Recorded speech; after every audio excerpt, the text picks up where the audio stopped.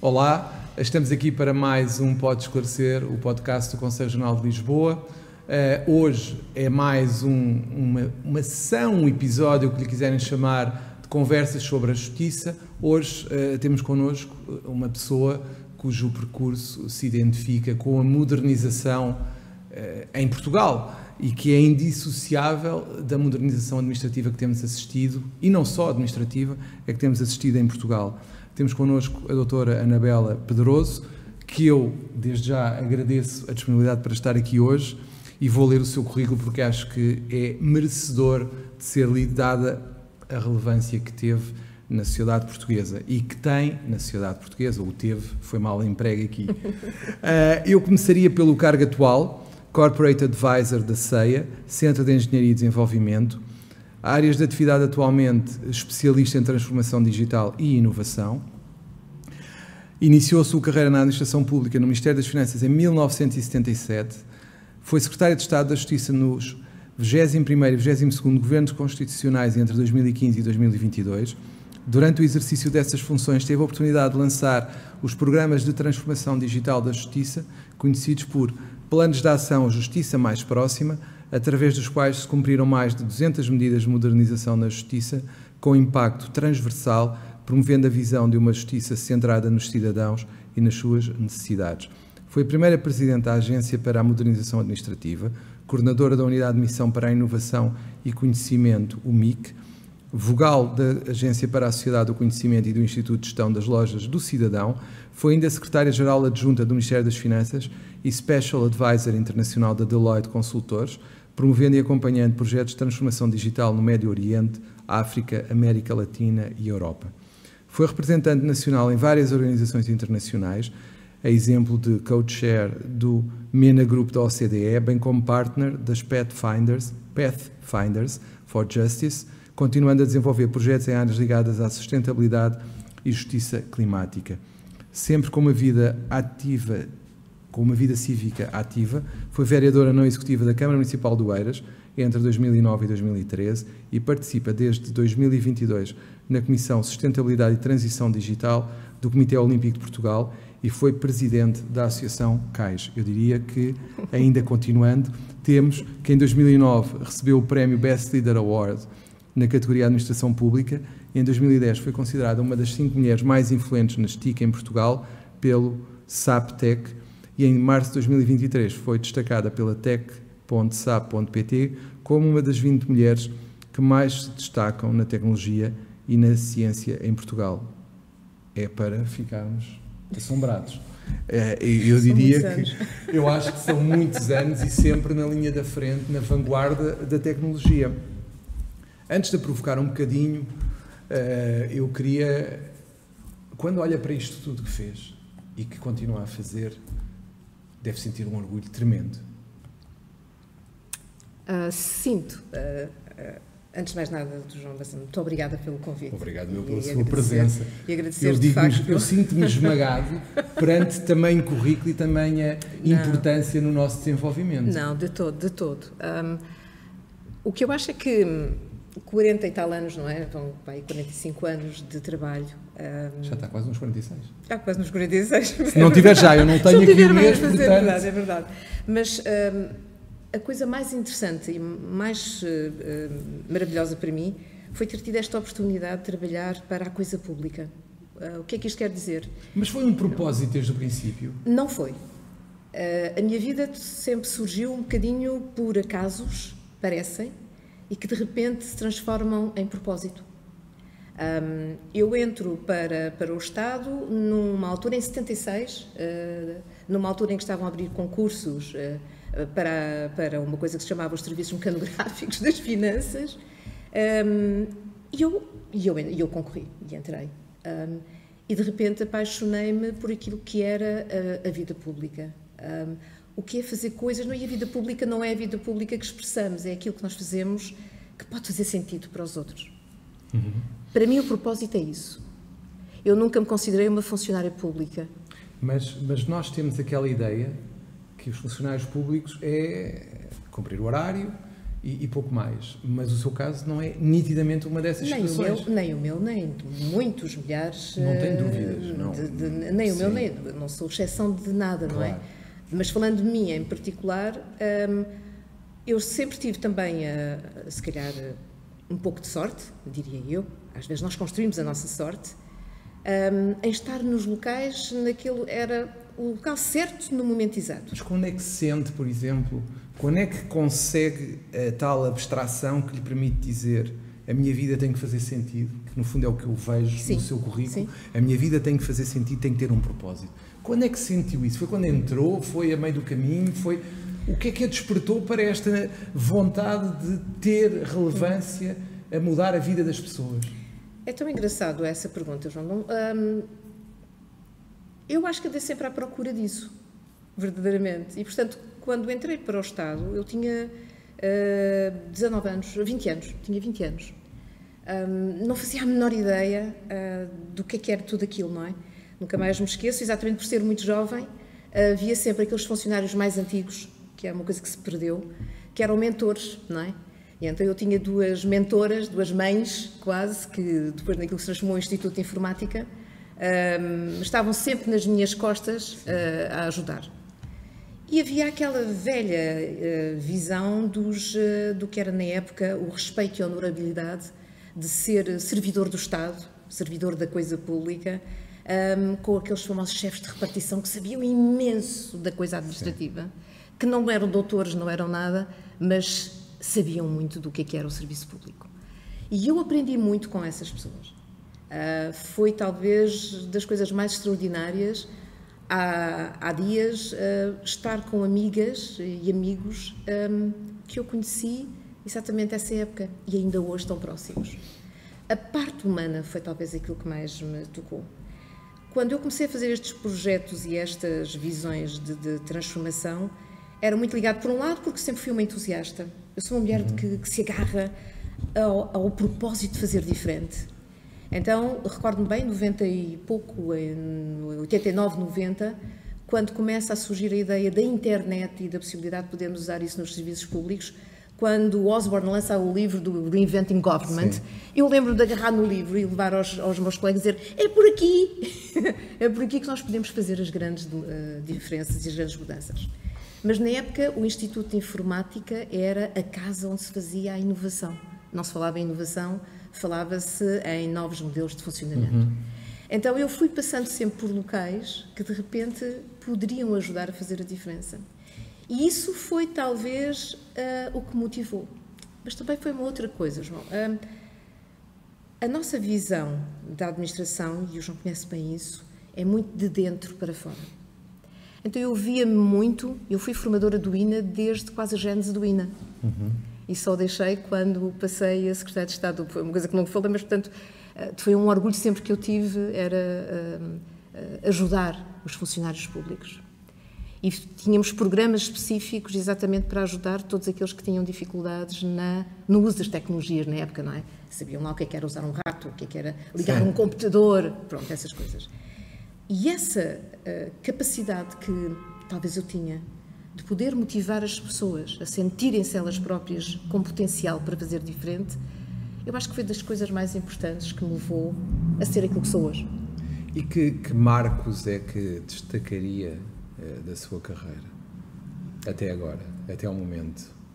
Se tivesse que destacar 2, 3 pontos altos. Se tivesse que tocar nisso, eu diria que claramente ter feito parte daquele grupo de loucos sonhadores que criaram as lojas de cidadão em 96, 97, não é? E lançámos a primeira loja em 98. O que os meus colegas riam, nunca mais me esquecerei, eu era doida com a tecnologia, não é? Adorava a tecnologia.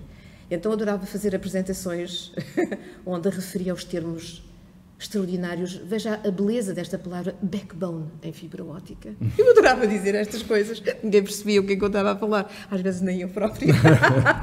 Mas talvez as lojas de cidadão, que ainda hoje, 20 anos depois, são uma referência. Completamente uma referência. Talvez tenha sido um dos momentos de viragem, digamos assim, na minha percepção de como é que é o serviço ao cidadão.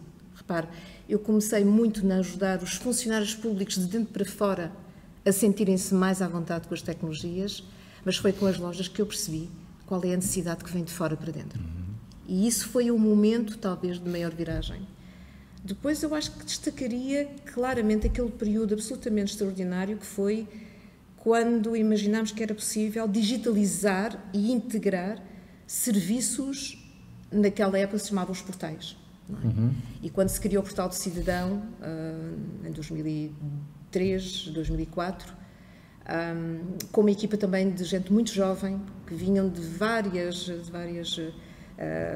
áreas, e mais uma vez, mais uma unidade de missão. Repare, João, a transformação, quando queremos falar de transformação, ela não pode ser feita sempre, deve ser, mas não é, de dentro, pelas estruturas que já estão montadas. Foi sempre necessário que fossem criadas estruturas externas, rápidas, task forces, que chegam, que implementam, que mexem no status quo e depois saem.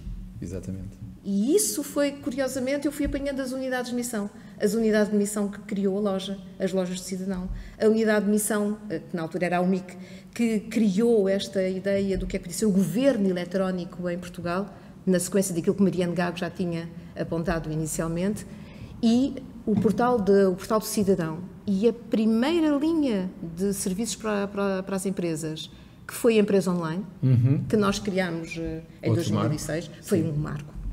Esse foi o grande momento. 7 passos para ter uma empresa. Sim. E logo em Portugal, não é? E logo em Portugal. Não é? Sim. Mas isso porque também, mais uma vez, tínhamos, na época, pessoas que politicamente estavam completamente comprometidas, não é?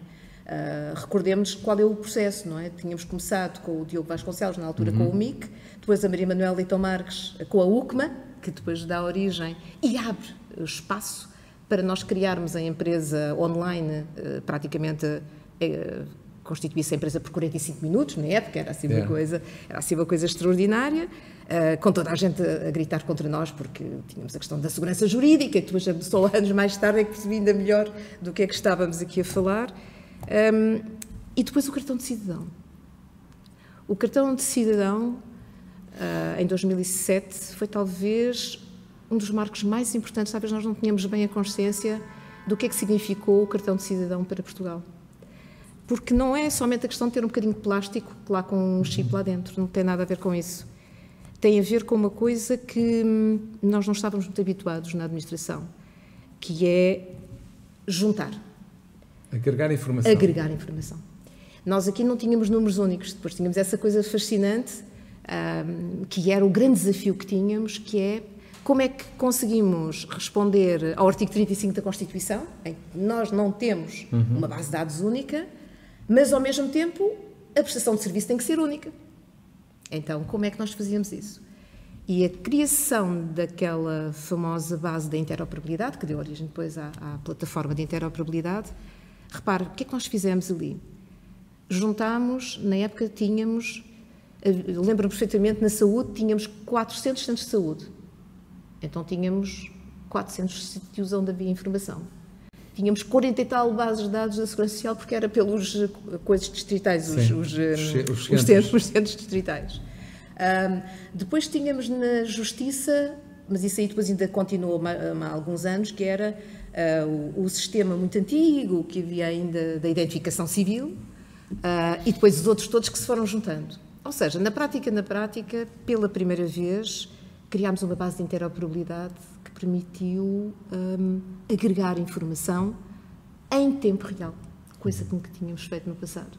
Eu acho que essa foi talvez a grande mudança de paradigma. Mas, enfim, foram momentos muito importantes.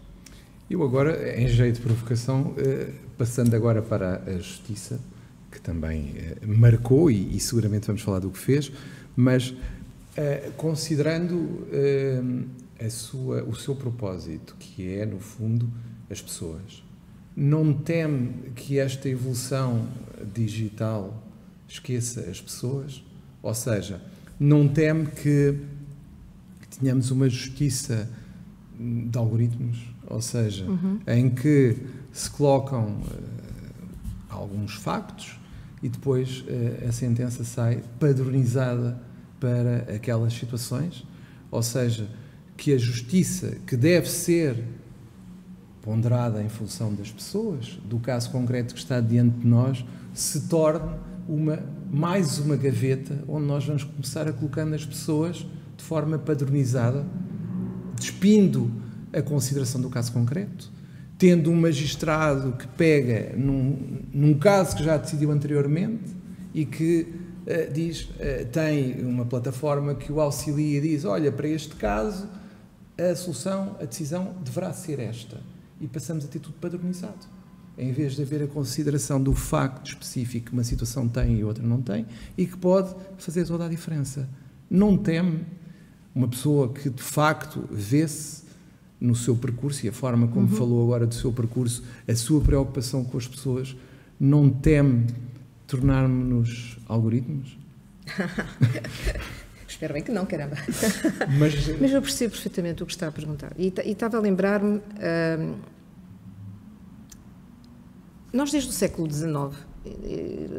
É rápido o que vou dizer. Não, está perfeitamente à vontade. Mas desde nós, no século XVIII e no século XIX, quando começámos com a Revolução Industrial, o que é que se tentava combater? A personalização. Quer dizer, queríamos encontrar formas padronizadas para criar uma coisa que o Taylor dizia, que era de maior eficiência na coisa burocrática, não é? E, portanto, criar aqui uma repartição de trabalho, etc., que conhece todas essas questões que se falava durante a Revolução Industrial. Então, o combate maior que nós fizemos, historicamente, tivemos um período extraordinário, voltando assim a um princípio histórico lá ao fundo, tivemos um período extraordinário em que as pessoas falavam em simbolismos, em não sei quê, que eram as culturas egípcias, os gregos, até mesmo os romanos um bocadito mais atabalhoados, mas de qualquer forma extraordinários a esse nível. Depois temos um período de trevas verdadeiras, em que se esqueceu tudo aquilo que era essa mesma linguagem, até essa linguagem simbólica. Depois veio o Renascimento e de repente diz, alto, que nós somos pessoas, somos indivíduos.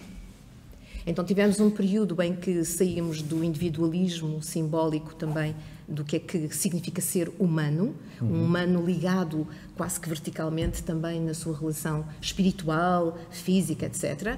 Depois passámos por um período em que isso tudo foi apagado. Depois os renascentistas vêm dizer, alto lá, nós estamos cá e somos gente.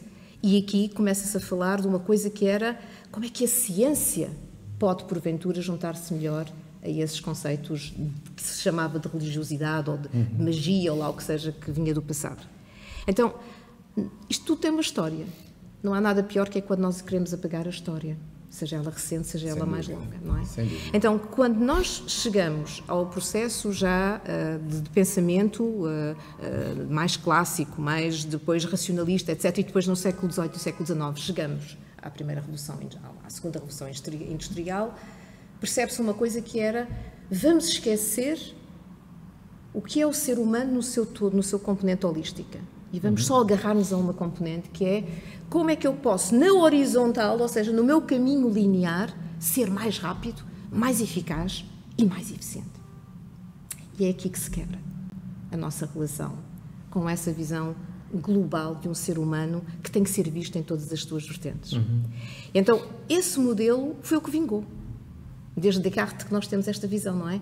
E, portanto, nós temos esta noção. Então, quando nós chegamos à questão das tecnologias, e já nem sei, já me esqueci se estamos na quarta, se estamos na quinta revolução industrial, não é? Porquê? Porque isto tudo também está a ser extraordinariamente rápido. Que agora cada vez mais. Nem mais. Então, o que é que acontece? Porquê desta questão também da rapidez? Mas eu já não me esqueci do que acabou de perguntar. É que nós estamos tão rápidos, que não há capacidade humana para absorver e para, sobretudo, incorporar. Os grandes ciclos que nós tivemos no passado, alguns deles tiveram milhões de anos, outros milhares, outras centenas de anos, outras dezenas de anos. Mas nós agora temos ciclos de quê? De um mês? 2 meses? 3 meses? Muitas vezes. Dias. Muitas vezes é dia. Exatamente. Então, nós estamos neste momento a ser levados numa tempestade, quer dizer, andamos num barco, numa balsa, andamos para uma onda para cima e lá vai o pessoal. Depois vem a onda para baixo e a gente lá, olha, felizmente estamos cá dentro do barco. Mas de vez em quando caímos do barco. E andamos a viver aqui um processo em que somos levados, mas nós não levamos. E é aqui que a coisa Acha que é estamos complicada. perante uma coisa que se pode classificar quase como um tsunami digital? Nem mais. Então, o que me parece não é a questão dos algoritmos, João. Os algoritmos são uma coisa neutra. O algoritmo é uma coisa neutra. Nós é que não somos neutros. E, portanto, a forma como eu desenvolvo o algoritmo, a forma como eu o uso, a forma como eu infiro coisas a partir dele, tem tudo a ver com a maneira como eu interajo. Portanto, o que se passa com a questão... Repare, a parte positiva de podermos ter, que foi uma coisa que trabalhámos e que tentámos fazer também com os senhores juízes e com os senhores procuradores, portanto, com todos os senhores magistrados e também convosco, com os advogados, era tentar encontrar algo que permitisse, primeiro, agilizar para não termos tratados nas sentenças, não é? Que também não faria grande sentido. Aliás, quando foi a vossa 50ª iniciativa, estiveram cá, eu suponho, a antiga procuradora Joana Marques Vidal. Joana Marques Vidal. E nem de propósito ela falou nisso, aliás a Francisca Van Nunen também falava nisso muitas vezes, que era a dimensão das sentenças para depois ter uma página ou uma página e meia que era os pressupostos e depois o fim, a própria sentença. Então, quando se falou, e a doutora Francisca Van Nunen, quando estava ainda como diretora distrital de Lisboa, ainda tentou também fazer alguma coisa nessa área, era exatamente tentar simplificar para trazer maior eficiência, mas não perdendo a qualidade jurídica, nem sequer de decisão de quem a tinha que tomar. E acho que é perigoso mantermos um discurso que acho que tem alguma demagogia, de dizer que, mas agora podemos ficar despersonalizados porque ficamos com uma coisa padronizada. Fica com uma coisa padronizada se fizer, como também muitas vezes nós vemos, a nossa preguiça é superior à nossa capacidade de querer pensar. Eu ia perguntar a seguir. Exatamente. Claro. Não é? Se eu sou uma pessoa que passivamente como aquilo, não é? Salve seja, não é? E a única coisa que eu quero é está fixe, está feito, nem quero estar a pensar muito nisto. Que é o grande problema que nós temos neste momento, com os miúdos que estão a usar a inteligência artificial, sobre-utilizar a inteligência artificial, para poderem fazer os seus trabalhos, por exemplo... Não temo que, perdão-me a expressão aqui, da cretinice digital, como o autor francês referiu, nos leva a ter uma justiça também automática. Eu, francamente, não... E estou a dizer-lhe mesmo, claro, verdadeiramente, não acredito. Sabe, nós não somos cretinos. Eu penso que, literariamente, a gente usa um bocadinho estas coisas, não é? O Baudelaire, quando escreveu As Flores do Mal, não é? É aquela visão nihilista de que o nosso mundo, isto é tudo uma desgraça, coisa e tal. Não é nada disso, quer dizer, nós estamos a viver momentos para os quais não estamos em condições de perceber o que é que vai ser. Não há literacia. Não há literacia, tal e qual. Concordo. Não é? E, portanto, eu acho que... Mas é tão bom que isto nos esteja a acontecer, porque não há nada pior que é quando nós ficamos passivamente agarrados a uma cadeira, ou um sofá, ou uma cama, e não pensamos... eu estou desconfortável porquê? Estou desconfortável porque eu não estou percebendo bem de onde é que isto veio, nem para onde é que isto vai. Então, o que é que eu faço aqui no meio? E quando a pessoa continuar a fazer estas perguntas, não adormeceu. Para mim, o perigo maior é esse adormecimento. Mas não teme, de uma forma generalizada, até pela preguiça. Sim. Porque se formos ver as estatísticas relativamente à utilização destas coisas, é praticamente esmagadora maioria do tempo é o uso recreativo. É. Porque Quantas horas é que nós estamos a gastar por dia nisto e na televisão, etc? 8 horas. Sim, sim. 98% da população portuguesa tem telemóvel e quase metade tem mais do que um. Telemóvel, smartphone. E tablets. E tablets e essa coisa toda. E computadores, é? etc. Exatamente. Sim.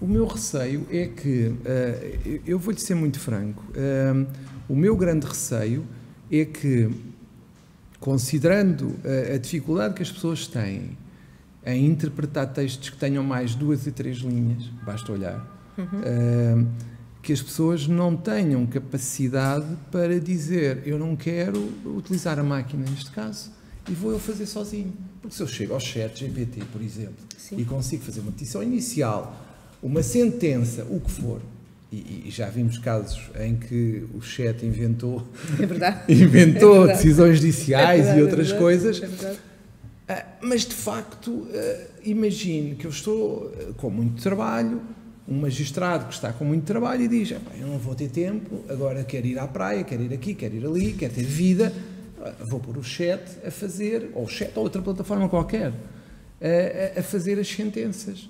E do lado do advogado também. O meu grande receio Sim. é que nós, porque a páginas tantas, eu próprio tenho um cliente à minha frente, posso ter a possibilidade de analisar estatisticamente quais são os factos que o juiz A, B ou C releva mais, e em vez de eu contar a história real, começo a contar uma história, olha, aqui iríamos atrás, albardar o burro à vontade do freguês.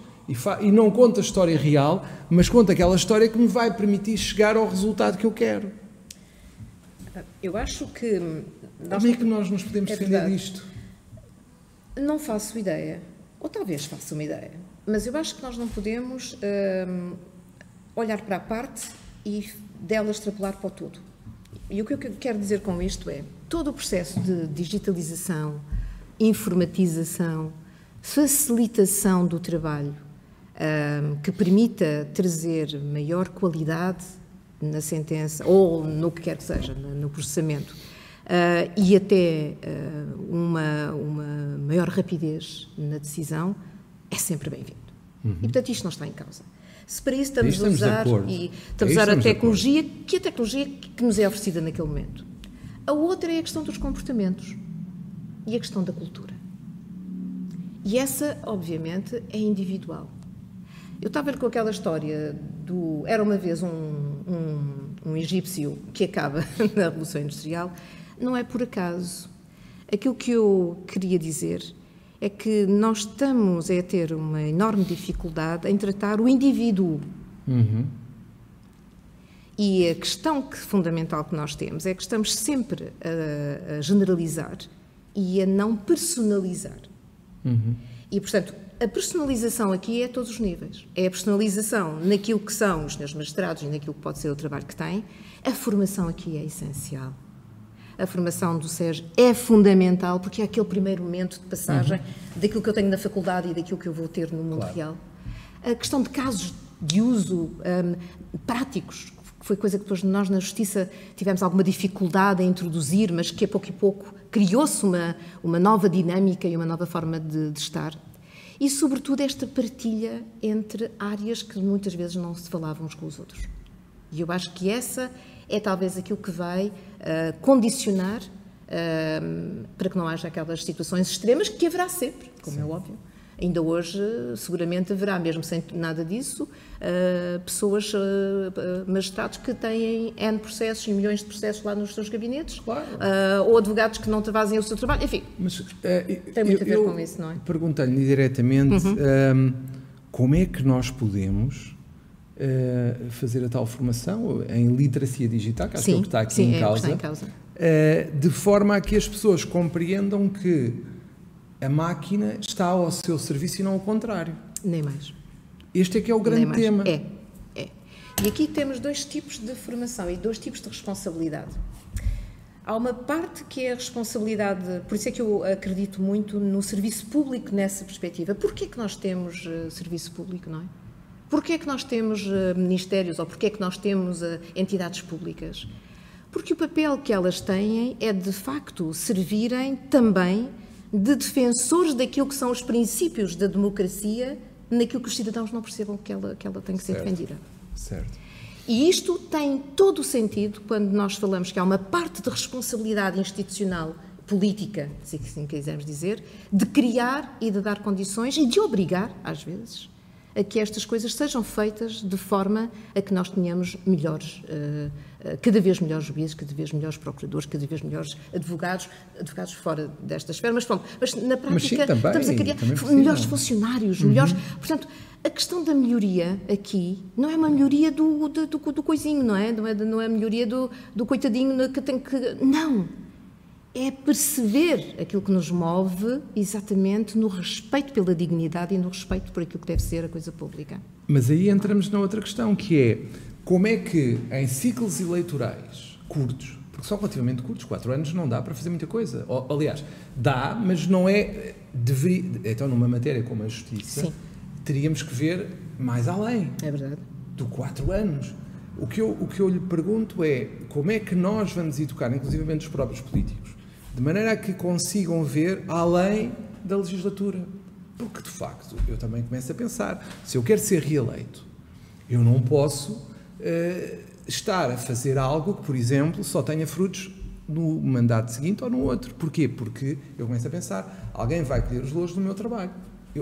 Claro, isso é inevitável, vai sempre acontecer. Exatamente. A questão é como é que nós convencemos os políticos a conseguir ver além da legislatura e não ficarem presos naquilo que é imediato. Porquê? Porque todos nós sabemos, e enquanto fazedora que é, também deve ter lutado com isto, que é muito mais fácil apresentar planos sucessivos e não executar nenhum, como acontece muitas vezes. Como é que nós conseguimos dizer às pessoas, olhem, em vez de andarmos a colocar primeiras pedras sucessivas e nunca executarmos, temos que colocar a pedra e executar a seguir. Porque, para mim, é muito importante a ideia, claro que é importante a ideia, mas se não a executarmos, serve-me de pouco. Eu acho que isto não há fórmulas mágicas. Mas nós tivemos, por acaso, isso é verdade o que diz, João, e do ponto de vista do princípio está correto. E podíamos também continuar a filosofar naquela conversa de dizer, bem, então precisamos de acordos de regime e que não sei o quê. Não, eu não vou ir porque isso não vai funcionar. Não funciona. Não vai funcionar. Então o que é que funciona? E se fizermos bem o balanço também, se calhar a grande vantagem de ter passado muitos anos na parte pública, deu-me esta visão deste distanciamento, de ver que as coisas são às vezes um bocadinho diferentes. Há coisas fundacionais que, curiosamente,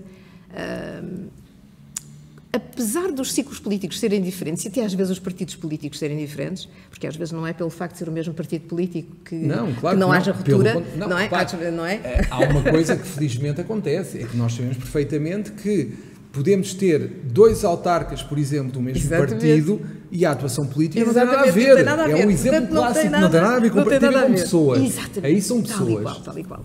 Mas, por vezes, há projetos que, pelo facto de serem tão estruturantes, estarem já tão apropriados até, alguns deles, mas outros não tão apropriados, mas tão apropriados pelas pessoas, que não há forma de dar a volta e como fugir. A loja de cidadão é um exemplo claro. Mas repare, pessoas como a Anabela, infelizmente, não existem assim tantas. E o que me preocupa é como é que nós conseguimos ter essa, no fundo, essa vontade de missão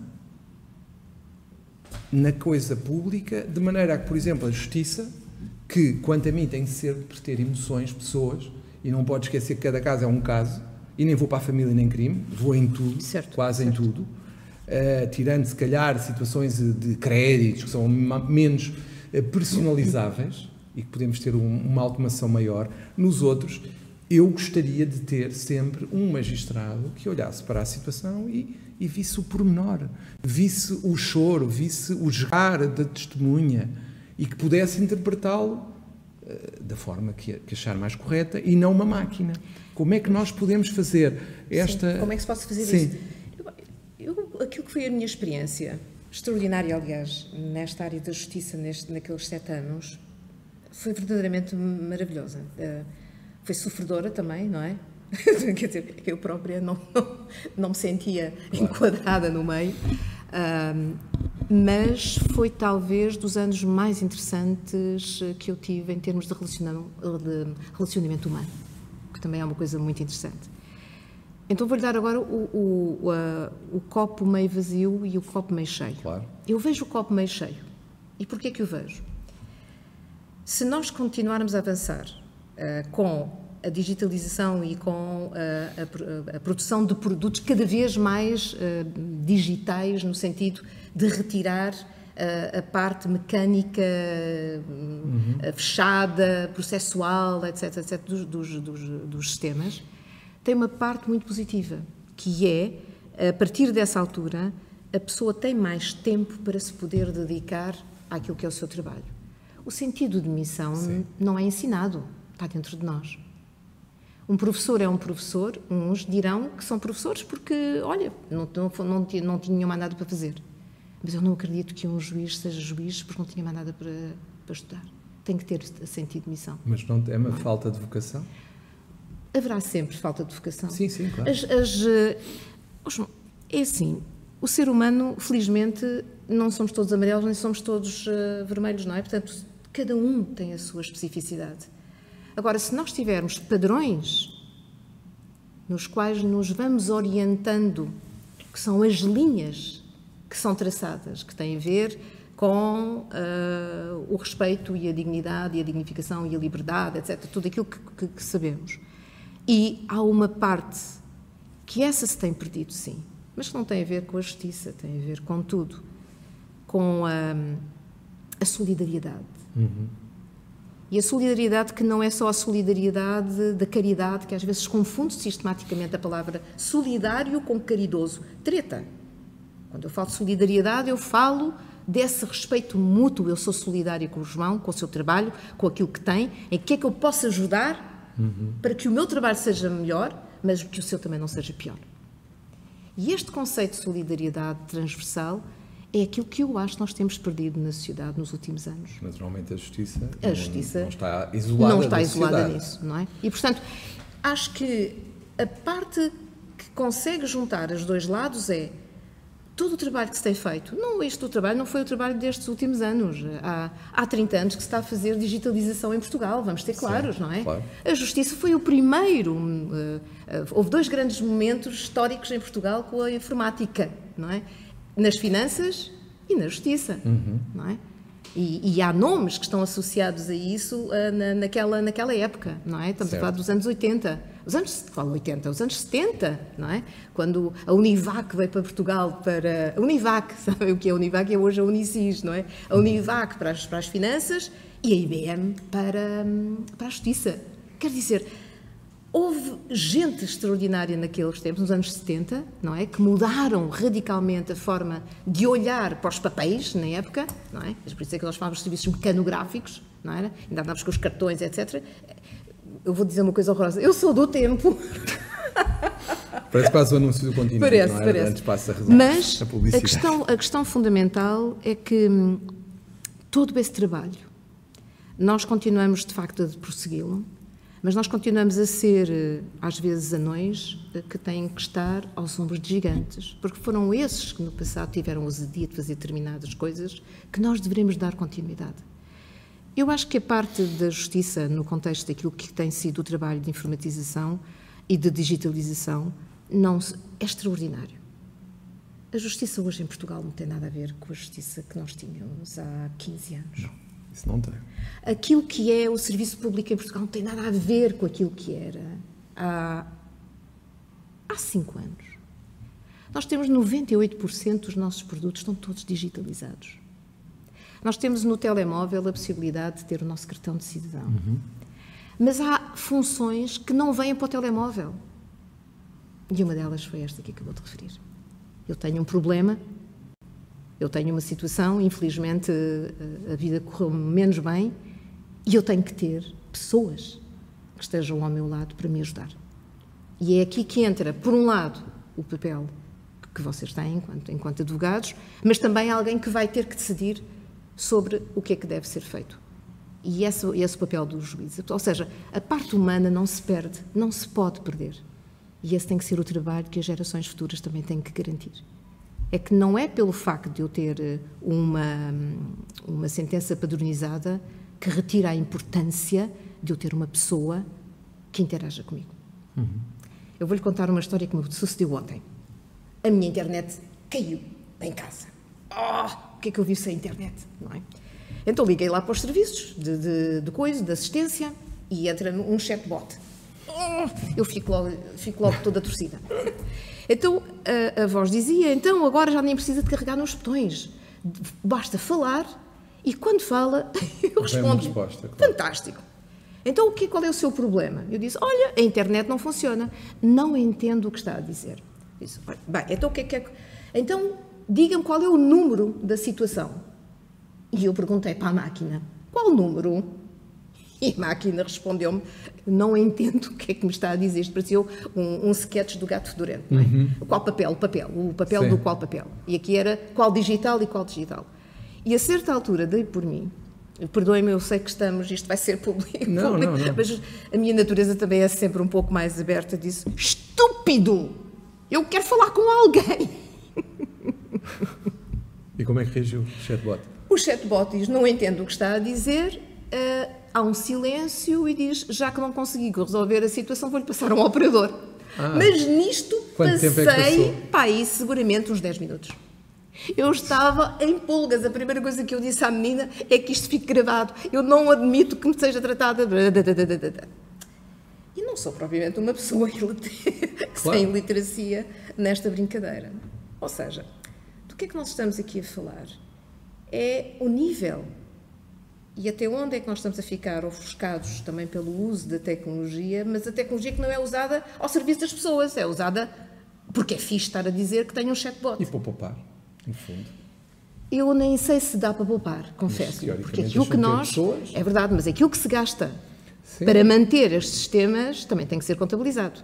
Então, há que alguma coisa então que aquilo faça servir. Então, eu acho que esta história toda que nós temos andado todos a sonhar e com os perigos da inteligência artificial e com não sei das quantas, eu acho que ainda temos muita coisa para caminhar. Temos ainda muita papinha para comer até poder chegar a um ponto em que esses perigos, que acho que devem ser acautelados já, só se nós quisermos, João, só se nós desistirmos da nossa condição humana, é que a máquina toma conta. Sim, isso eu concordo. E eu espero que isso não aconteça. Tenho algum receio da preguiça que referiu. A preguiça, porque por é um acaso, fator que me preocupa. É um fator, é. Eu acho que nós estamos a ser habituados, de facto, a ser basicamente passivamente alimentados. Ouça, eu dou-lhe um exemplo. É verdade. Dou-lhe um exemplo. Havia um tempo em que nós memorizávamos números de telefone. Havia um tempo em que nós sabíamos os caminhos do carro. E agora não. Agora, até para ir para um sítio onde nós vamos todos os dias, se calhar temos aquilo. É verdade. A nossa dependência destas interfaces é um bocadinho... Pode ser perigosa, sim. Mas também... Já viu que eu sou uma otimista já, base, e acho muito bem, mas também acho que nós temos que nos reinventar. Sem dúvida. Então, o que é que acontece? Eu reinvento-me, eu recordo-me que voltando à questão da história, quando começámos a ter máquinas a vapor, o que é que aconteceu aos trabalhadores braçais? Tivemos uma série de gente que deixou de ter trabalho, porque a máquina fazia por ela e até fazia melhor, não é? O que é que aconteceu? Há um período de grande tensão social, não é? E depois há o nascimento de novas profissões ligadas ao uso do vapor. Nós, com a tecnologia hoje em dia, também estamos a viver momentos como esse, não é? Sim. Em que, de repente, tudo aquilo que eu sabia fazer deixa de fazer sentido. Por exemplo, olha, profissões como o meu filho. O meu filho trabalha em pós-produção de fotografia e de vídeo. É uma daquelas profissões que está claramente em risco de desaparecer, porque naturalmente com a inteligência artificial desaparece. Portanto, ele está neste momento já numa fase, ele tem 40 anos, e está naquela fase em que está a dizer, eu tenho que pensar outra coisa, porque do que é que eu vou fazer nos meus próximos 40 anos? E eu acho que é essa inquietude nossa que me permite dizer que eu olho para o futuro com otimismo, e não sou comida pela máquina, não sou comida pelo automatismo, porque eu vou encontrar o meu lugar e o meu papel naquilo que eu posso fazer de novo e reinventar. A questão é que nem toda a gente é assim. Sim. Mas como a sociedade também é feita por tudo isso, nós temos os inovadores, temos os seguidores, sim, claro. Temos aqueles que nem seguem nem deixam de seguir, e temos o resto. E, portanto, a sociedade vai sobreviver a tudo isto. O que é que vai ser a sociedade daqui a 50 anos? Eu confesso, João, que não faço ideia. Se nós estivermos vivos, Eu diria que temos aqui coisas fantásticas que poderão acontecer. Se nós não estivermos vivos, olha, estamos noutra, portanto a coisa está arrumada. Eu gostava de lhe perguntar, há duas coisas que me preocupam. A primeira é, nós temos muitos milhões do PRR agora, que muito provavelmente vão ser todos investidos em inovação digital, transformação, transição digital. O que é que acha que é prioritário, considerando o conhecimento que tem, melhor do que ninguém de tudo o que foi feito, para onde é que deveriam ser canalizados estes milhões, na sua opinião, e o que é que se vai traduzir, por exemplo, na transformação da vida dos advogados, magistrados judiciais, Ministério Público, funcionários judiciais, etc, etc. Para onde é que acha que eles deveriam ir? Nós, portanto, na área da justiça, como sabe, o PRR, quando foi pensado, e nós tivemos um dos maiores PRRs do Estado, quando foi feita a proposta, há uma componente fundamental desse dinheiro que está a ser usada em algo. A justiça foi sempre uma área onde nunca se investiu muito, não é? Tradicionalmente era uma área onde se investia pouco. Esse dinheiro foi canalizado e, felizmente, está a ser utilizado naquilo que eu acho mais importante. Nós não podemos estar a falar das inteligências artificiais e dessa história toda para a frente quando temos sistemas legados que funcionam de forma ainda precária. Quando temos necessidade de criar infraestruturas de comunicação que permitam a fluidez dessa mesma informação. Nós trabalhámos muito e no nosso primeiro mandato, em 2016, foi marcado por uma escassez de quase tudo. E, portanto, tínhamos que inventar e reinventar coisas para poder fazer. Mas, de facto, foi nessa altura que se identificou as maiores dificuldades que a justiça tinha. Precisava de melhor tecnologia, claramente, infraestruturas, melhores formas de trabalhar, melhores tribunais, ou seja, tínhamos chegado a um ponto muito complicado, de facto, de escassez. Tínhamos passado um período também difícil em Portugal, enfim, é tudo mais do que conhecido. Então, eu acho que o PRR está a ser utilizado, e sei que continua a ser utilizado, primeiro, para acabar com o legacy, ou seja, como é que nós conseguimos absorver tudo aquilo que são aquelas aplicações pesadas, complexas, e, sobretudo, depois trazer melhor qualidade, sobretudo na interação com os mandatários, aqui, genericamente falando, não só com os advogados. Se este trabalho conseguir ser feito até ao final de 2024, e 2026, não é? Porque depois há aquele phase-out até essa altura, eu acho que a justiça em Portugal mudará substancialmente. A justiça no sentido do judiciário. Mas também não nos esqueçamos que a justiça não é só, o Ministério da Justiça não é somente o judiciário. Estamos a falar também na outra componente. A digitalização que está a ser feita ao nível dos registros é fundamental para a qualidade de vida dos cidadãos, que felizmente grande parte deles não passa para a justiça, se calhar às vezes na vida inteira, não é? A justiça no judiciário, mas passa naturalmente por tudo aquilo que é a sua vida e a sua relação com a justiça na área do registro, não é? E, portanto, acho que todo o projeto, todo o programa que está montado para a digitalização interna, a alteração dos sistemas legados, melhoria das infraestruturas e depois, então, criação de melhores produtos para os cidadãos, eu acho que estes 4 anos são decisivos para aquilo que pode ser o futuro. E eu acho que é aqui que tem que se fazer o toque. Há dias estavam a falar-me da questão da inteligência artificial, outra vez a inteligência artificial, etc. Mas depois estavam a dizer-me, porque nós temos que atualizar-nos, não é? E a minha pergunta é sempre a mesma, mas eu vou atualizar o quê? Como é que eu vou alimentar os algoritmos da inteligência artificial se os meus sistemas estão de tal maneira caducos que eles nem têm capacidade de tirar dali informação, seja para o que for? É isso que eu lhe ia perguntar. É tonto estamos a falar disso. Não teme que se possa apontar que estamos a construir a casa pelo telhado? Estamos sempre a construir a casa pelo telhado. Quando há pouco referia que os tempos são tão curtos, tão curtos, tão curtos, nós estamos sempre a fazer as casas pelos telhados. Os chatbots, não é? São casas pelo telhado. Claro que sim. Mas isso também não é mau. Uma das coisas que nós falamos muito em projetos ágeis é o que é um projeto ágil. É ao mesmo tempo que eu estou a fazer coisas que rapidamente têm efeito na vida das pessoas, ou do que quer que seja do sistema, enquanto que há um caminho que paralelamente vai estruturando aquilo que tem que ser estruturado e que não se faz de um dia para o outro. O grande problema que nós tínhamos antigamente com a informática era que levávamos anos a fazer sistemas. Sim. Quando o sistema estava feito nunca chegava à tarde, não é? Já tinha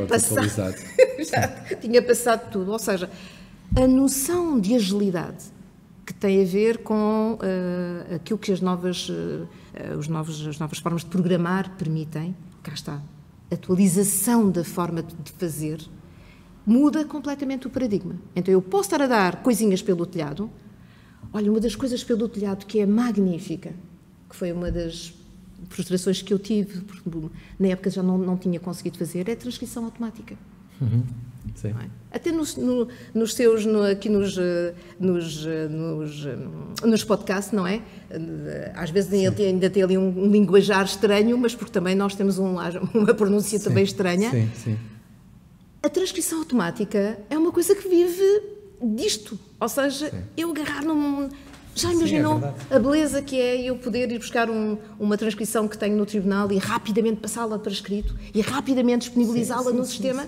Sim. Esta poderia ser uma das tais coisas pelo telhado. Mas fundacionalmente eu tenho que estar a trabalhar nos sistemas de informação que vão permitir que toda esta informação e estes bancos de dados fiquem guardados da forma correta, com a informação que deve estar e com a anonimização que devem ter quando depois são usadas pela tecnologia de ponta. Cuidado quando estamos a falar, mas isto é intrusivo. É intrusivo porque aquilo que eu estou a dar para alimentar a nova besta da inteligência artificial, e eu estar a dizer isto em público, mas pronto, mas percebe o que quer dizer, não é? Sim. Porque estamos a dar-lhe essa informação. Claro. Portanto, a máquina em si come aquilo que lhe dão. Claro. Não é? Portanto, nós é que temos que ter esse cuidado. E, portanto, acho que o processo tem que ser feito exatamente com conta, peso e medida, mas tem que ser feito em paralelo. E muitas das coisas que nós construímos pelo telhado são aquelas que dão motivação para podermos continuar.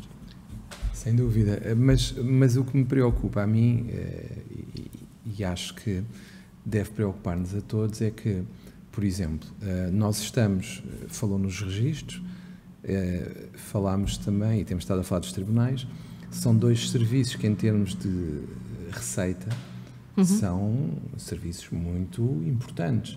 O que é que nós assistimos é que o dinheiro que é gerado em termos de receitas nem sempre é aplicado nos próprios serviços. Basta ver o que se passa com o quadro pessoal dos registros de notariado, com o quadro pessoal dos tribunais, que aliás estamos com uma greve desde o início do ano praticamente, quase com um ano já de vigência, mas ao mesmo tempo nós precisamos destes meios para que a transição digital faça sentido. Temos que casar as duas realidades, porque senão corremos o risco de ter uma evolução digital tremenda, mas não temos pessoas. Eu percebo perfeitamente o que está a dizer, João, mas eu acho que nós estamos a incorrer às vezes não diria que seja um erro, mas talvez seja um vício de forma. Veja se faz sentido aquilo que eu lhe vou dizer. A receita do Estado é a receita do Estado. Quer dizer, não interessa se eu estou a falar do organismo A ou do Ministério B, é a receita do Estado. De todos. De todos. Aquilo que pode fazer sentido, e que faz todo o sentido, é exatamente como nós tínhamos antigamente, e agora a contabilidade é diferente, que tínhamos as receitas chamadas receitas do PIDAC, que eram as receitas que permitiam investimento nos próprios ministérios, nos próprios organismos. Quer dizer, a receita é una e vai para onde tem que ir, una, porque nós todos trabalhamos para a receita do Estado, mas depois tem que existir plano estratégico para que depois a modernização possa ser feita. Certo. E essa é que foi falhando, em alguns casos, ao longo dos anos. Por isso é que o PRR voltou a ser um bastião, uma luz, não é? Na prática. E se ela for bem utilizada, nós temos capacidade e competência para ter todo esse processo de modernização assegurada nos próximos anos, nos próximos 20 anos, porventura. O caminho, isto é um bocadinho como a lei da entropia, portanto, a segunda lei, não é? Portanto, aquela coisa vai andando até que, por vezes, é capaz de parar, mas pelo menos até que parasse, ainda tínhamos muito para poder fazer. Por isso, eu recordo-me de que havia, às vezes, essa conversa até com os sindicatos, e que eu respeito perfeitamente, porque há, do lado dos sindicatos, um sentimento, às vezes, de frustração e de haver uma linguagem quase... Porque os quadros exatamente, porque estão envelhecidos, estão depauperados, etc, etc. E que é uma questão preocupante. É verdade. Mas por isso é que juntar a componente da automatização, não é? Que pode ajudar, exatamente, não substitui, mas ajuda a que a pessoa já seja mais produtiva. E encontrar mecanismos de poder trazer mais gente para a administração, que não é fácil, ou talvez nós não estejamos a fazer a coisa como deve ser. Nós comunicamos muito mal. Nós somos muito pouco sexys. Sem dúvida. E as pessoas também são... se paga mal. Nos funcionários judiciais, por exemplo. Eu acho que na média daquilo que... Não sei se paga mal, se paga bem, não quero sequer... Mas percebo o que está a dizer, não é? Mas eu digo-lhe de outra forma, considerando, por exemplo, houve uma altura em que os funcionários judiciais queriam vir para a zona de Lisboa. Eu, pessoalmente, se fosse funcionário judicial, hoje não queria vir para a zona de Lisboa se não morasse em Lisboa, ou se não tivesse casa perto de Lisboa. Sim. Porque os custos da habitação aqui, eu diria... dispararam, não é? Claro. Ou há uma solução que permita a utilização, permita a fixação dos funcionários judiciais nas zonas mais inflacionadas em matéria de habitação, ou então vamos ter dificuldade, muita dificuldade, em preencher os quadros nestas áreas. É verdade. E isto é um tema que é recorrente e que é preocupante. Isso aí, sem dúvida. Eu acho que muito do trabalho que se fez ao longo de todos estes anos na tentativa de criar sistemas e formas de funcionar muito mais globais. O que é que eu quero dizer com isto? Recorda-se quando as conservatórias tinham a competência territorial? Sim. Então, foi uma mudança excelente. O fim da competência territorial foi uma mudança excelente. Para os tribunais a mesma coisa. Sim. Ou seja, estes modelos que têm vindo a evoluir vão ajudar a que estas falhas com as quais elas não são sequer circunstanciais, algumas delas são mesmo estruturais. Portanto, vamos ter que conviver com elas nos próximos anos. Nós temos, e não é ver copo meio cheio nem meio vazio, é só observar a forma como a justiça é vista pela população em geral, até pelos próprios intervenientes. Certo. Muitas vezes ouvimos. Há uma crise que não é conjuntural, é estrutural. Desde que eu me conheço, que se fala mal da justiça. É verdade. É que é daquelas coisas que não muda, já sabemos, justiça está sempre mal. Há sempre há alguma coisa que não está bem, há sempre uma crítica, há sempre isto, aquilo e aquilo outro. Mas nós vamos vendo, e as críticas que são feitas muitas das vezes nem têm grande fundamento. É verdade. Agora, falou no sexy, e eu pergunto-me, por exemplo, pegamos na grande crítica que é feita à justiça, para mim, haverá duas, que é a corrupção e a morosidade. São aquelas duas que se destacam sempre, isto é uma vergonha, etc, etc. Como é que a inteligência artificial e a transição digital, a evolução tecnológica podem contribuir para tornar a justiça mais sexy, de maneira a que a sua credibilidade seja superior e não passemos por esta crítica estrutural, pegando na morosidade. Morosidade, estamos a falar de quê? Processos mediáticos, que são uma pequena margem dos processos. Exatamente. Significa que, de uma parte que é pequena, nós achamos que toda a justiça funciona mal em termos de morosidade. Como é que a inteligência artificial nos pode ajudar a nós, atores do judiciário, a ser mais sexys perante a opinião pública? João, tem ouvido falar deste novo termo que entrou agora no léxico chamado o idadismo? Sim. Sim. E o João diz, mas o que é que isso tem a ver com a nossa Pois, conversa? exato. Tem tudo a ver, sabe? O idadismo tem esta coisa extraordinária, que é nós excluímos pessoas com uma determinada idade, mais velhas, mas também excluímos jovens, porque consideramos que não têm a competência nem a experiência para estar em determinados lugares. Então, nós passamos a vida a fazer isto. É quase a experiência ser um posto, mas é só até uma certa parte. Nem mais. Então, o que é? O status quo é aquele centro, não é? Aquele centro cinzento, coisa do trabalho e que tal, os 2,5 milhões de pessoas que nós temos em Portugal, que são a massa que exportam, e o resto, o que está para aqui e o que está para ali, quero eu dizer, falando, o que está para os mais jovens e os que estão os mais velhos, não interessa. Claro. E não interessa porquê? Não interessa porque nós vivemos de percepções. Qual é a percepção? E o João é sempre um cavalheiro e, portanto, eu vou dizer, qual é a percepção que o João tem quando olha para mim? Uma pessoa que tem não sei quanto de idade e tal, está muito bem conservada para a idade. É um pouco isso, repara, é óbvio que sim, nós todos temos aquela percepção, nem mais. Obviamente. Então, o que é que está a passar? Porquê é que eu estou a trazer esta questão? Porque é o que se passa com a justiça. Nós temos uma questão de tratamento que precisamos definitivamente Mas acha de que avançar. É um preconceito que passa de geração em geração quase? Que passa de geração em geração. Nós, é como é tudo na nossa vida, João. Se eu disser que, todos os dias eu disser, olha, vai sindo, então está boa. E eu respondo, olha, vai sindo. Amanhã, então está boa. Olha, vai sindo.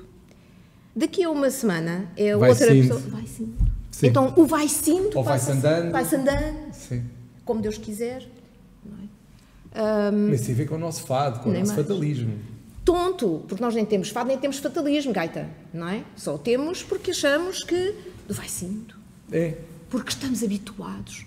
É o discurso do hábito, não é? É. Então, nós temos que quebrar isto definitivamente. Na verdade, tem toda a razão.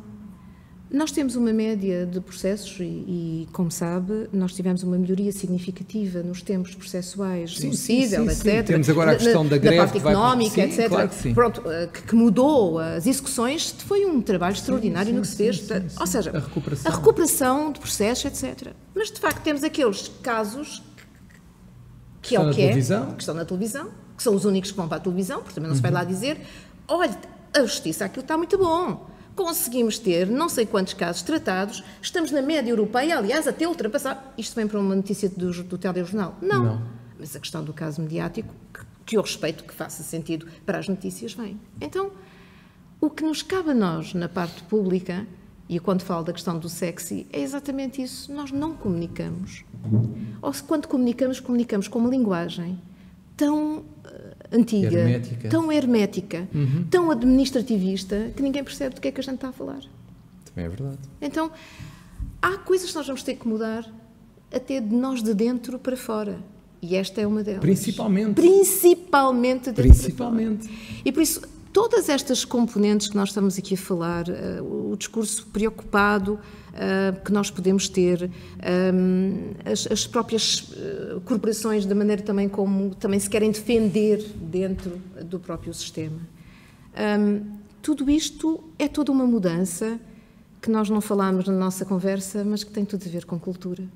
Não, nós temos que ter uma mudança de paradigma. Não pode haver, não podemos estar a comportar-nos como se as nossas quintinhas não tivessem que colaborar. E muitas vezes é o que nós notamos. E aliás, eu diria que a questão da transparência e da colaboração entre setores é fundamental. Transparência para fora. E é aí que a inteligência artificial, voltando à sua pergunta, aí pode ter um grande papel. Como? Na sua opinião? Na minha opinião, tem uma componente importante que é a componente, aliás, já teve com a informatização, eu estou a falar de informatização quase há 200 anos, até agora, com a questão da transparência. Repare, a transparência eu consigo se eu tiver acesso aos dados, não é? Exatamente. Se os processos não forem opacos... Nem mais. Então, então, todo este processo que nós fizemos de digitalização e transformação digital nestes 30 anos, trouxe uma enorme transparência. Sem dúvida. Então, eu agora vou dizer algo que se calhar pode parecer contraditório com tudo isto. Nós falamos hoje mais de corrupção do que falávamos no passado porque temos maior transparência. E porque há processos nessa processos. área e que são visíveis e que antes não eram. Nem mais. Então, isto não é diretamente proporcional.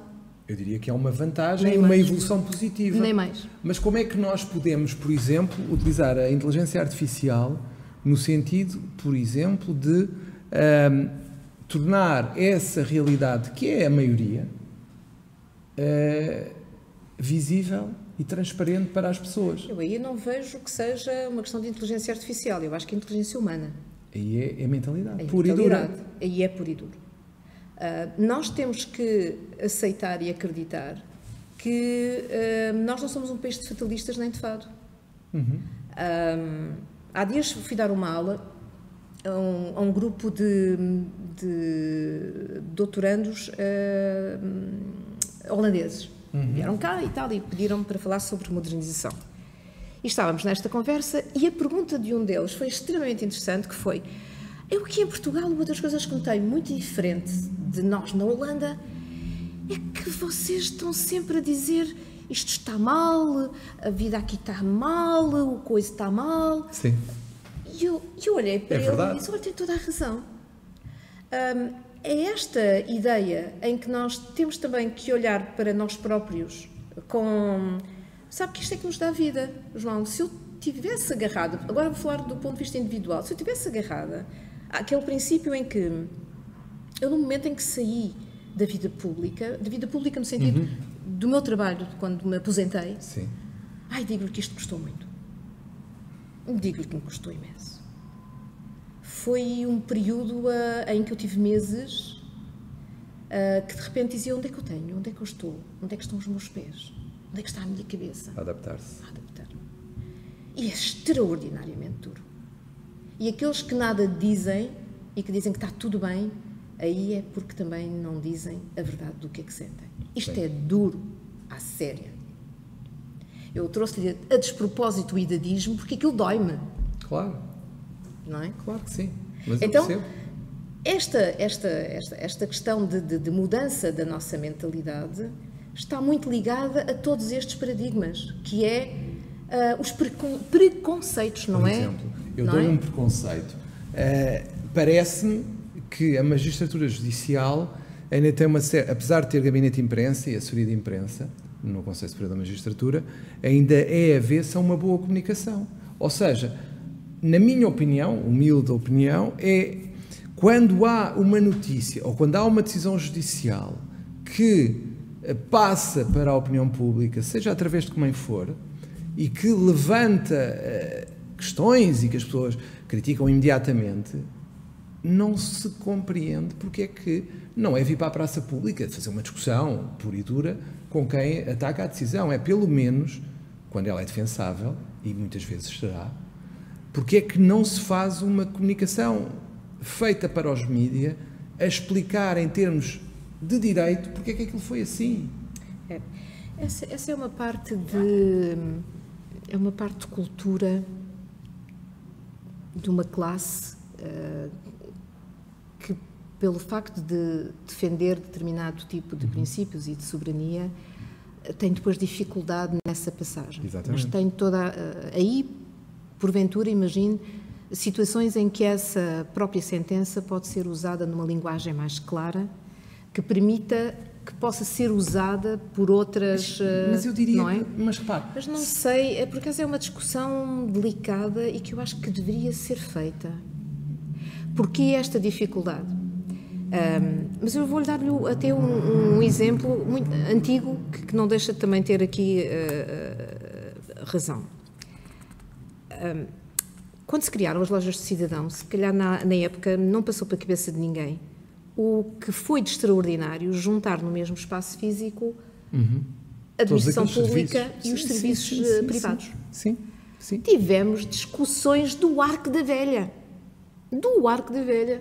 Sobre o que estávamos a desdignificar, perdoem-me usar este termo, o serviço público, porque estávamos a juntar os privados. Sim. O preconceito de que nós tínhamos que ser uma coisa autónoma. Hermética. Então, Foram necessários muitos anos também, e esta experiência teve que ser forçada para que depois isto fosse habituado. Quer dizer, as pessoas têm que primeiro ser quase forçados a sair da sua zona de conforto para depois aceitar. Eu acho que o que está a passar neste meio é exatamente a mesma coisa. Porventura haverá um momento em que alguém poderá ter a ousadia, e ser audaz em Portugal às vezes não é uma coisa fácil. Não, pelo menos para o próprio. Não é? Pelo menos para o próprio. Pelo menos para o próprio não é, mas ter a ousadia de tentar. E aquilo pode custar. Mas eu estou convencida que é a única forma que nós temos de mudar a cultura. Também concordo. E só assim é que as percepções irão mudar também. Também concordo. Quase para terminar, não podemos deixar de falar dos atos à distância, daquela realidade dos documentos particulares autenticados que, de facto, neste momento têm uma relevância muito grande na atividade profissional dos advogados e, quanto a mim, é uma área que os advogados cada vez mais têm que explorar porque as pessoas precisam.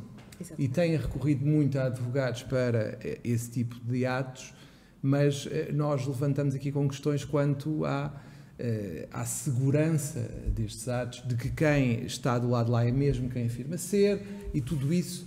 Queria-lhe perguntar como é que surge esta sua ideia e como é que isto, no fundo, surge diante de nós e que cuidados é que devemos ter no futuro.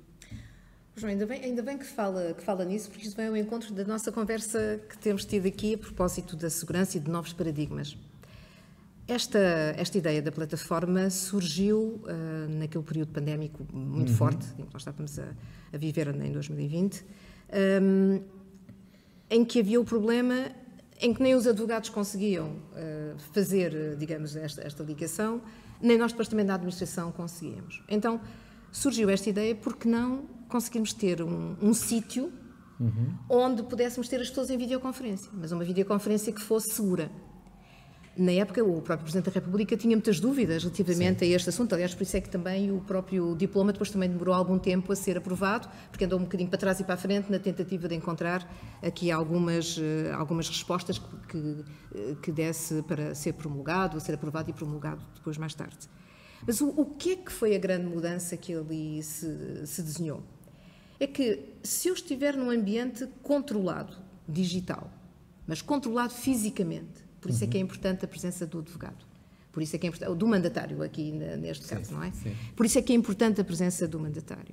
Por isso é que é importante aqueles atos e aqueles momentos que pode parecer estranho, que é a primeira coisa que se pede é façam um overview, quase um zoom, não é? Na própria sala, para ver quem é que lá está. Façam a questão de depois quem abre o processo e quem fecha vai confirmar que todos os intervenientes estiveram presentes, sem ser coagidos, etc, etc. Tudo isso, apesar de parecer uma segurança exagerada, foi aquilo que nos deu a confiança para poder pensar que no futuro nós podemos ter mais matéria desta forma. Quer dizer, a atividade dos advogados, a atividade dos solicitadores, dos notários, enfim, dos mandatários em modo geral, pode mudar exatamente porque nós estamos a fazer esta experiência, ou fez esta experiência com os atos autênticos. E este papel é também o papel do Estado, em promover espaço para que estas coisas que são completamente novas e radicalmente novas possam acontecer, mas com a ajuda de todos. Por isso é que, se recorda, este diploma tem uma data de validade até 2024. Vai-se então medir se aquilo que foram estes 2 anos, uma avaliação, se isto tem sentido ou não tem sentido, ou se correu bem ou não correu bem, se é para continuar ou não é para continuar. Eu acho que, para todos os efeitos, deveria ser para continuar, porque tem boas razões, sobretudo porque os advogados a adotaram muitíssimo bem. Qual é o perigo que nós temos com este processo? Não temos mais do que aquilo que nós hoje usamos quando assinamos um documento eletronicamente, na verdade, não é? Nunca sabemos quem assina, porque se a pessoa tiver a chave... Nem mais. Claro. Aqui até estamos melhor, porque estamos a ver. Até tem aquela parte do reconhecimento facial, em que eu ponho, e também parecia ridículo, não era? Sim. Colocar o cartão de cidadão ao pé da câmara para poder ver. Tudo isto foi uma experiência nova, em que achávamos que o papel também da justiça naquela altura era também providenciar novas maneiras para que todos os intervenientes do sistema pudessem fazer o seu próprio trabalho e que o cidadão nunca ficasse sem a possibilidade de ter junto de si aquilo que deve ser o serviço público.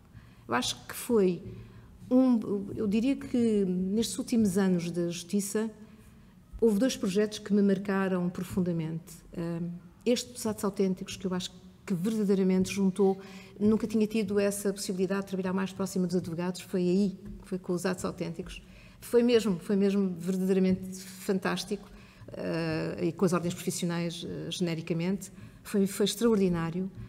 Os após, até as dúvidas, a disponibilidade, por exemplo, daqui, do Conselho Regional, experimentem connosco, façam connosco. Obrigada. Nunca tive essa oportunidade de dizer, foi fantástico nessa altura. E o outro foi claramente aquele trabalho que fizemos sobre a questão do cadastro simplificado. Sim. Eu diria que foram talvez duas coisas tão diferentes, mas que juntaram aquilo que eu acho que é fundamental. Porquê é que estamos aqui?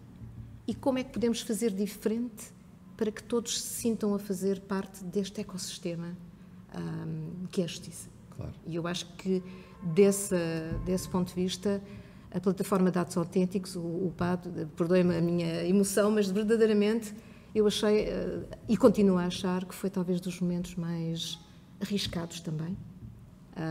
Não sei em que ponto é que está hoje em dia, mas não deixou de ser uma inovação que espero que tenha continuidade. Seguramente que foi. Custa-me estarmos a chegar ao fim e só lhe coloco mais uma questão, porque de facto eu sinto-me privilegiado por estar a falar com alguém que tanto representa na inovação e no desenvolvimento tecnológico na justiça em Portugal e na administração pública em geral. Mas eu tenho que lhe fazer esta questão porque é algo que por vezes me assalta ao espírito, que é o seguinte: não teme alguma desigualdade de armas entre o sistema judicial e quem quer defraudar, vamos ser simpáticos, o sistema judicial? Porque muitas das vezes o que nós assistimos, como falámos há pouco, em tribos e tudo mais, o que nós verificamos é que cada vez mais, se quisermos, a criminalidade é multinacional. É verdade. E que tem meios muito superiores à justiça portuguesa. Não teme que a inteligência artificial acentue esta desigualdade de armas?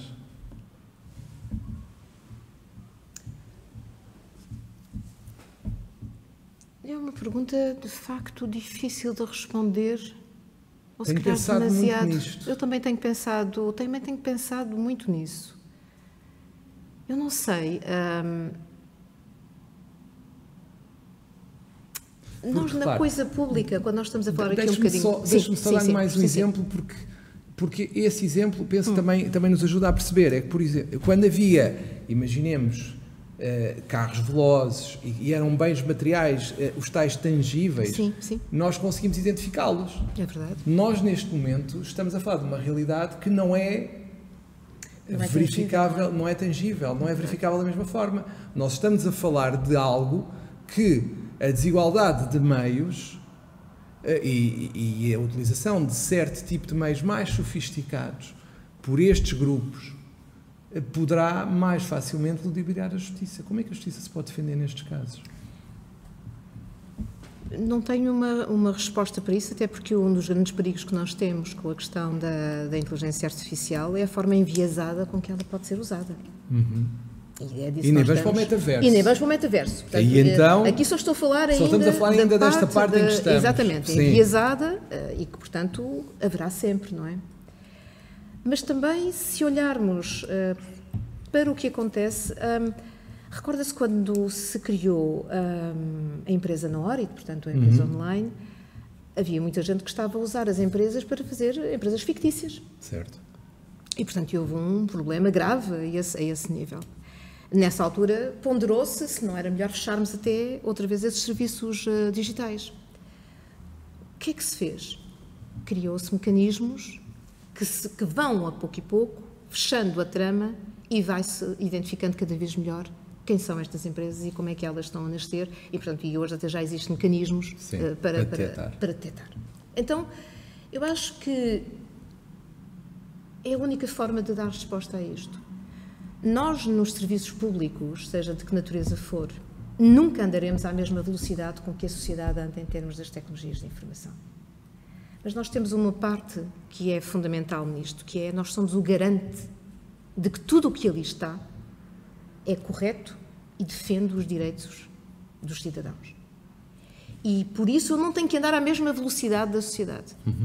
Eu posso andar com o Facebook todo o dia a 200 a hora, mas quando eu vou a um serviço público, eu quero que a informação que lá está seja fidedigna e seja a minha e seja correta. E é esse o trabalho do Estado, é esse o trabalho da administração, é esse o trabalho do judiciário. É que a informação que lá está é aquela que deve estar e deve ser a correta e a exata para os cidadãos e que o deve defender. Então, eu acho que se mantivermos bem clara que nós não andamos atrás das últimas modas da tecnologia, mas usamos as tecnologias para a defesa e para a manutenção dos direitos dos cidadãos, eu acho que está tudo bem. Porque depois o problema surge e nós estamos lá para poder defender. Mas não podemos andar a surfar na onda ao lado dos malfeitores, porque senão então estamos iguais a eles. Claro. Nós temos de ser diferentes. E eu acho que é nessa componente que faz toda a diferença e se justifica a existência do serviço público. É exatamente isso. Muito a manutenção obrigado. dos nossos direitos e das nossas garantias. Sem dúvida. Muito Obrigada, obrigado. João. Muito obrigado, Anabela. Obrigada, eu. Foi fantástico estar aqui consigo e foi maravilhoso poder conversar sobre estas matérias. Muito obrigado, Anabela. Foi de facto um privilégio falar consigo e perceber o seu pensamento, tentar perceber o seu pensamento e aprender muito. Muito obrigado. Muito obrigado a todos. Espero que tenham gostado tanto como eu gostei de fazer este episódio do nosso podcast. Espero por vós num próximo episódio. Até à próxima.